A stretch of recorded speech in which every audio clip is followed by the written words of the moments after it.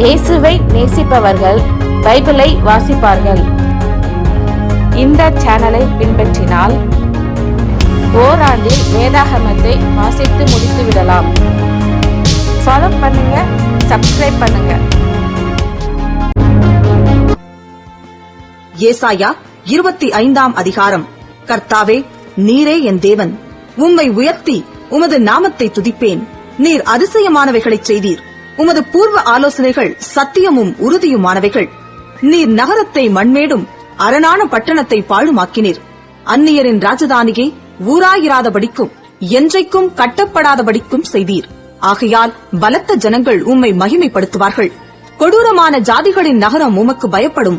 கொடூரமானவர்களின் சீரல் மதிலை மோதியடிக்கிற பெருவெள்ளத்தைப் போல் இருக்கையில், நீர் ஏழைக்கு பெலனும் நெருக்கப்படுகிற எளியவனுக்கு திடனும் பெருவெள்ளத்துக்கு தப்பும் அடைக்கலமும் வெயிலுக்கு ஒதுங்கும் நிழலுமானீர். வறட்சியான இடத்தின் காங்கை மேகத்தினால் தணிவது போல் அந்நியரின் மும்முரத்தை தணிய பண்ணுவீர். மேகத்தின் நிழலினால் வெயில் தணிகிறது போல் பெலவந்தரின் ஆரவாரம் தணியும். சேனைகளின் கர்த்தர் இந்த மலையிலே சகல ஜனங்களுக்கும் ஒரு விருந்தை ஆயத்தப்படுத்துவார்.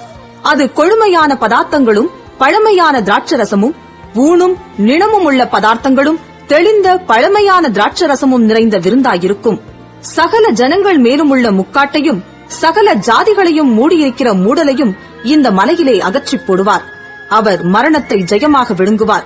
கர்த்தராகிய தேவன் எல்லா முகங்களிலும் இருந்து கண்ணீரை துடைத்து தமது ஜனத்தின் நிந்தையை பூமியில் இராதபடிக்கு முற்றிலும் நீக்கிவிடுவார். கர்த்தரே இதைச் சொன்னார். அக்காலத்திலே, இதோ இவரே நம்முடைய தேவன், இவருக்காக காத்திருந்தோம், இவர் நம்மை ரட்சிப்பார், இவரே கர்த்தர், இவருக்காக காத்திருந்தோம், இவருடைய ரட்சிப்பினால் களிகூர்ந்து மகிழுவோம் என்று சொல்லப்படும். கர்த்தருடைய கரம் இந்த மலையிலே தங்கும். கூளம் எருக்களத்தில் மிதிக்கப்படுவது போல மோவாப் அவர் கீழ் மிதிக்கப்பட்டு போம். நீந்துகிறவன் நீந்துவதற்காக தன் கைகளை விரிப்பது போல் அவர் தமது கைகளை அவர்கள் நடுவிலே விரித்து அவர்கள் பெருமையையும் அவர்கள் கைகளின் சதி சற்பனைகளையும் தாழ்த்தி விடுவார். அவர் உன் மதில்களுடைய உயர்ந்த அரணை கீழே தள்ளி தாழ்த்தி தரையிலே தூளாக அழிப்பார். ஏசாயா 26 அதிகாரம். அக்காலத்திலே யூதா தேசத்தில் பாடப்படும் பாட்டாவது: பெலனான நகரம் நமக்கு உண்டு, ரட்சிப்பையே அதற்கு மதிலும் அரணுமாக ஏற்படுத்துவார். சத்தியத்தை கைக்கொண்டு வருகிற நீதியுள்ள ஜாதி உள்ளே பிரவேசிப்பதற்காக வாசல்களை திறவுங்கள். உம்மை உறுதியாய் பற்றிக்கொண்ட மனதையுடையவன் உம்மையே நம்பியிருக்கிறபடியால் நீர் அவனை பூரண சமாதானத்துடன் காத்துக் கொள்வீர். கர்த்தரை என்றென்றைக்கும் நம்புங்கள். கர்த்தராகிய யெகோவா நித்திய கன்மலையாயிருக்கிறார். அவர் உயரத்திலே வாசமாயிருக்கிறவர்களையும் கீழே தள்ளுகிறார், உயர்ந்த நகரத்தையும் தாழ்த்துகிறார். அவர் தரை மட்டும் தாழ்த்தி அது மண்ணாகு மட்டும் இடிய பண்ணுவார். கால் அதை மிதிக்கும். சிறுமையானவர்களின் காலும் எளிமையானவர்களின் அடிகளுமே அதை மிதிக்கும். நீதிமானுடைய பாதை செம்மையாயிருக்கிறது. மகா நீதிபரராகிய நீர் நீதிமானுடைய பாதையை செம்மைப்படுத்துகிறீர். கர்த்தாவே, உம்முடைய நியாய தீர்ப்புகளின் வழியிலே உமக்கு காத்திருக்கிறோம். உமது நாமமும் உம்மை நினைக்கும் நினைவும் எங்கள் ஆத்தும வாஞ்சையாயிருக்கிறது. என் ஆத்துமா இரவிலே உம்மை வாஞ்சிக்கிறது. எனக்குள் இருக்கிற என் ஆவியால் அதிகாலையிலும் உம்மை தேடுகிறேன். உம்முடைய நியாய தீர்ப்புகள் பூமியிலே நடக்கும் போது பூச்சக்கரத்து குடிகள் நீதியை கற்றுக்கொள்வார்கள். துன்மார்க்கனுக்கு தயை செய்தாலும் நீதியை கற்றுக்கொள்ளான்.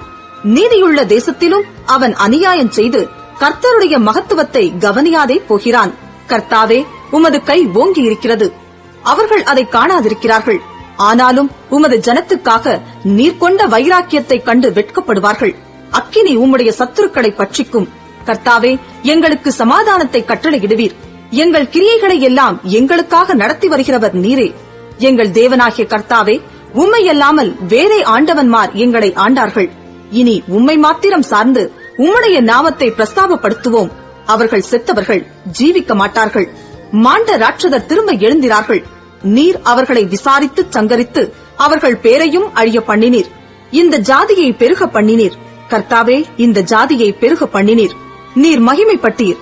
தேசத்தின் எல்லை எல்லாவற்றையும் நெடுந்தூரத்தில் தள்ளி வைத்தீர். கர்த்தாவே, நெருக்கத்தில் உம்மை தேடினார்கள். உம்முடைய தண்டனை அவர்கள் மேல் இருக்கையில் அந்தரங்க வேண்டுதல் செய்தார்கள். கர்த்தாவே, பேறுகாலம் சமீபித்திருக்கையில் வேதனைப்பட்டு தன் அம்பாயத்தில் கூப்பிடுகிற கர்ப்பவதியைப் போல உமக்கு முன்பாக இருக்கிறோம். நாங்கள் கர்ப்பமாயிருந்து வேதனைப்பட்டு காற்றை பெற்றவர்களைப் போல் இருக்கிறோம்.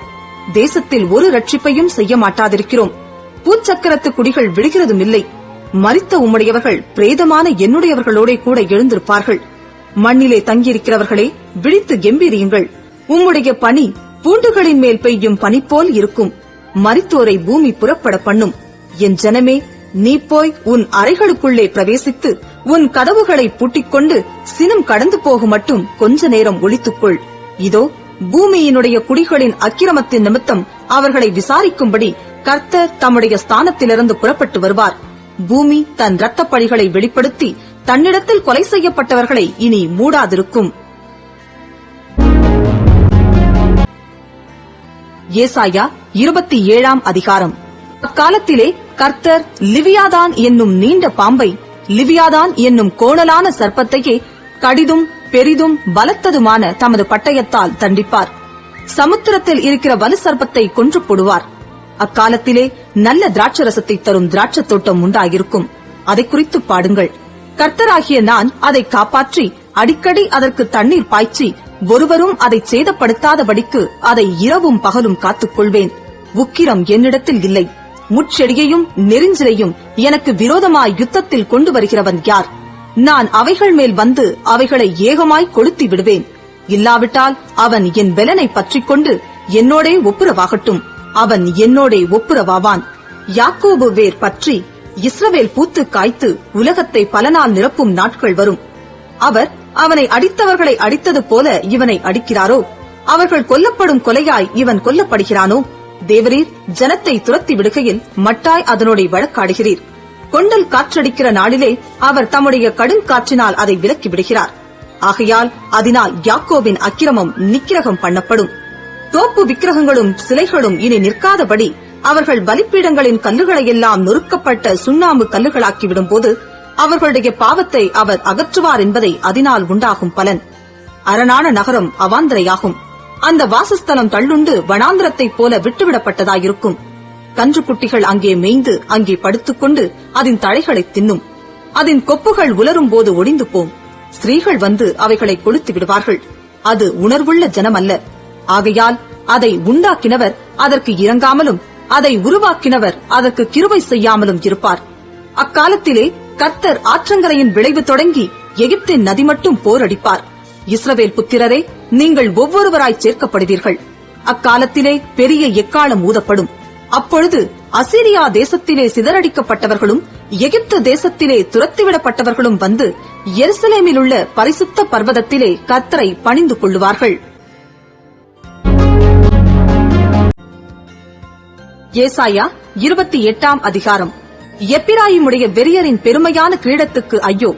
மதுபானத்தால் மயக்கமடைந்தவர்களின் செழிப்பான பள்ளத்தாக்குடைய கொடுமுடியின் மேலுள்ள அலங்கார ஜோடிப்பு வாடிப்போகும் புஷ்பமே. இதோ திராணியும் வல்லமையுமுடைய ஒருவன் ஆண்டவரிடத்தில் இருக்கிறான். அவன் கல்மழை போலவும் சங்கார புசல் போலவும் புரண்டு வருகிற பெருவெள்ளம் போலவும் வந்து கையினாலே அதை தரையில் தள்ளி விடுவான். எப்பிராயிமுடைய வெறியரின் பெருமையான கிரீடம் காலால் மிதித்துப் போடப்படும். செழிப்பான பள்ளத்தாக்குடைய கொடுமுடியின் மேலுள்ள அலங்கார ஜோடிப்பாகிய வாடிய புஷ்பம் பருவ காலத்துக்கு முன் பழுத்ததும் காண்கிறவன் பார்த்து அது தன் கையில் இருக்கும்போதே விழுங்குகிறதுமான முதல் கனியைப் போல இருக்கும். அக்காலத்திலே சேனைகளின் கர்த்தர் தமது ஜனத்தில் மீதியானவர்களுக்கு மகிமையான கிரீடமாகவும் அலங்காரமான முடியாகவும் நியாயம் விசாரிக்க உட்காருகிறவனுக்கு நியாயத்தின் ஆவியாகவும் யுத்தத்தை அதன் வாசல் மட்டும் திருப்புகிறவர்களின் பராக்கிரமமாகவும் இருப்பார். ஆனாலும் இவர்களும் திராட்ச ரசத்தால் மயங்கி மதுபானத்தால் வழி தப்பிப் போகிறார்கள். ஆசாரியனும் தீர்க்கதரிசியும் மதுபானத்தால் மதிமயங்கி திராட்சரசத்தால் விழுங்கப்பட்டு சாராயத்தினால் வழி தப்பி தீர்க்க தரிசனத்தில் மோசம் போய் நியாயம் தீர்க்கிறதில் இடறுகிறார்கள். போஜன பீடங்கள் எல்லாம் வாந்தியினாலும் அசுத்தத்தினாலும் நிறைந்திருக்கிறது. சுத்தமான இடமில்லை. அவர் யாருக்கு அறிவை போதிப்பார்? யாருக்கு உபதேசத்தை உணர்த்துவார்? பால் மறந்தவர்களுக்கும் முலை மறக்க பண்ணப்பட்டவர்களுக்குமே.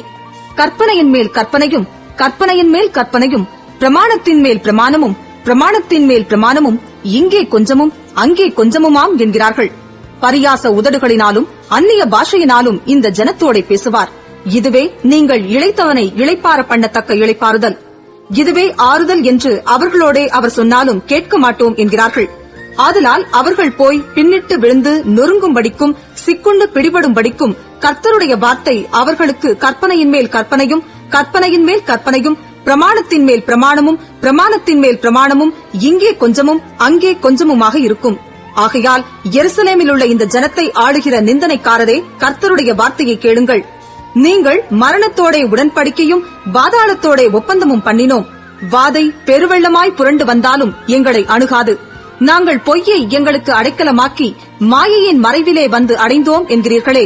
ஆதலால் கர்த்தராகிய ஆண்டவர் உரைக்கிறதாவது, இதோ அஸ்திபாரமாக ஒரு கல்லை நான் சீயோனிலே வைக்கிறேன். அது பரீட்சிக்கப்பட்டதும் விலையேற பெற்றதும் திட அஸ்திபாரம் உள்ளதுமான மூலைக்கல்லாயிருக்கும். விசுவாசிக்கிறவன் பதறான். நான் நியாயத்தை நூலும் நீதியை தூக்கு நூலுமாக வைப்பேன். பொய் என்னும் அடைக்கலத்தை கல்மழை அழித்துவிடும். மறைவிடத்தை ஜலப்பிரவாகம் அடித்துக் கொண்டு போகும். நீங்கள் மரணத்தோடு செய்த உடன்படிக்கை விருதாவாகி நீங்கள் பாதாளத்தோடு செய்த ஒப்பந்தம் நிற்காதே போம். வாதை புரண்டு வரும்போது அதன் கீழ் மிதிக்கப்படுவீர்கள். அது புரண்டு வந்த மாத்திரத்தில் உங்களை அடித்துக் கொண்டு போம். அது நாள்தோறும் இரவும் பகலும் புரண்டு வரும். அதை பற்றி பிறக்கும் செய்தியை கேட்பதும் சஞ்சலத்தை உண்டாக்கும். கால் நீட்ட படுக்கையின் நீளம் போதாது, மூடிக்கொள்ள போர்வையின் அகலமும் போதாது. கர்த்தர் தமது கிரியையாகிய அபூர்வமான கிரியையை செய்யவும், தமது வேலையாகிய அபூர்வமான வேலையை நிறைவேற்றவும் அவர் பெராத்சை மலையிலே எழும்பினது போல எழும்பி கிபியோனின் பள்ளத்தாக்கில் கோபம் கொண்டது போல கோபம் கொள்வார். இப்பொழுதும் உங்கள் கட்டுகள் பலத்து போகாதபடிக்கு பரிகாசம் பண்ணாதிருங்கள்.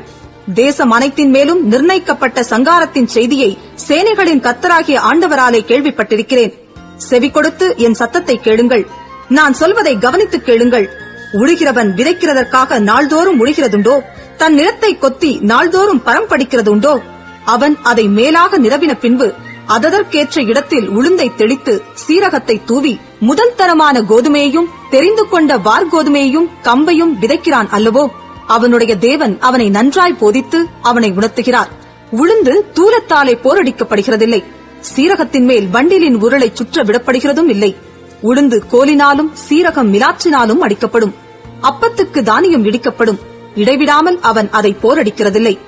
அவன் தன் வண்டிலின் உருளையால் அதை நசுக்குகிறதும் இல்லை, தன் குதிரைகளால் அதை நொறுக்குகிறதும் இல்லை. இதுவும் சேனைகளின் கர்த்தராலே உண்டாகிறது. அவர் ஆலோசனையில் ஆச்சரியமானவர், செயலில் மகத்துவமானவர்.